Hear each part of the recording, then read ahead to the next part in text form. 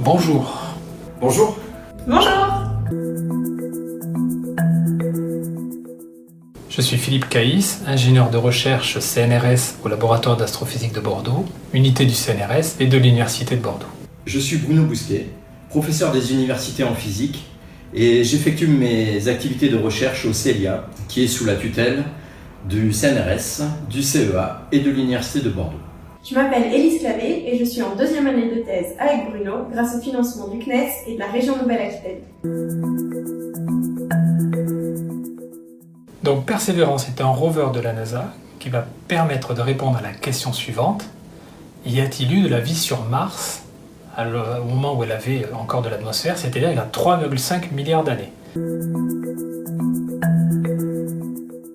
Donc l'instrument SuperCam, c'est essentiellement un laser qui va tirer sur les roches, porter la roche à 8000 degrés, ça va créer un gaz, et ce gaz-là, on va l'analyser avec le même télescope, on va l'envoyer dans une fibre optique, ça va tourner autour du mât, rentrer dans le rover, on a des analyseurs à l'intérieur, et on fait comme ça la spectroscopie. On a aussi un micro, un imageur couleur et un spectromètre infrarouge, et avec tout ça, on fait une superbe science avec SuperCam.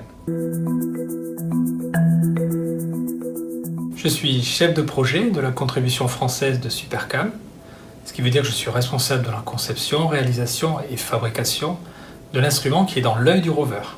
Enfin, je ne suis pas tout seul, on est 110 personnes dans 6 laboratoires du CNRS, des universités et du CNES. En tant que membre de l'équipe scientifique de SuperCam, Élise et moi travaillons tout particulièrement sur l'analyse des données issues des tirs laser à plusieurs mètres de distance du rover. Et on participe aussi aux opérations de l'instrument à la surface de Mars.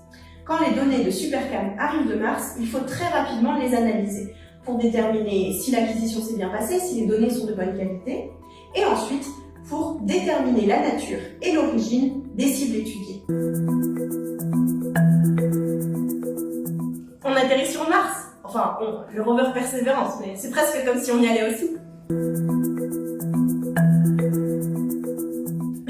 C'est très compliqué. Il faut comprendre que la capsule a parcouru des centaines de millions de kilomètres en moins de 7 mois. Donc elle va vite, très vite.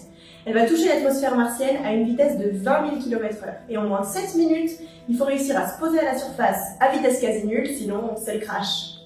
Évidemment, il y a une série d'étapes critiques à accomplir parfaitement et de manière autonome afin de poser le rover à moins de 4 km de l'endroit qui était initialement prévu. Pas de solution anti-stress pour moi, ça va recommencer comme à toutes les revues, tous les tests critiques que l'on fait, même le jour du décollage. Et donc là, on va attendre pour l'atterrissage. On verra bien. Bonne question, c'est la première fois que je vis un truc aussi intense. Le lancement c'était déjà quelque chose, mais on a eu la chance de pouvoir vivre ça en équipe à la Cité de l'Espace à Toulouse, ça aide. Là, j'imagine qu'il me reste quelques jours pour trouver un truc. Respirer et dire à Élise chaque minute que ça va bien se passer. Et puis bien sûr, manger à Mars.